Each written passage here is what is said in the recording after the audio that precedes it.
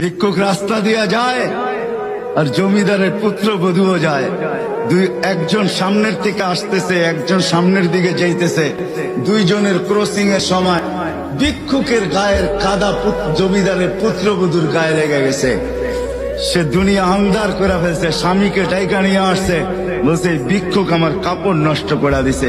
সে শুধু ভিক্ষুক ছিল না, বৃদ্ধ ছিল। বৃদ্ধ ছিল না শুধু, জীর্ণ ছিল, শীর্ণ ছিল। শরীরে কাপড় ছিল না, ফাটা চিরা কাপড় ছিল। পায়ে জুতা ছিল না, পেটে ভাত ছিল না।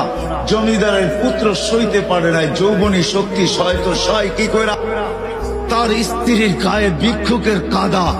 বস সমগ্র শক্তিকে হাতে জমা করা, একত্র করা বৃদ্ধের কালে বসায়।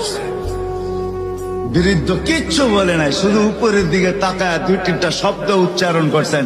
শব্দগুলা হলো ইয়া মাল্লাহ তারা হলো ওয়ুন, ও আল্লাহ তোকে চোখে দেখা যায় না। ও তারা কুল্লা শাই, তুই সব দেখিস। ফারা তারা মা বি, তুই কি দেখিস না আমার সাথে কি ঘটতেছে, এটা কি দেখিস না? বলতে দেরি যুবক, মরতে দেরি হয় নাই। জমিদার চলে আসছে, প্রতিশোধ নিবে।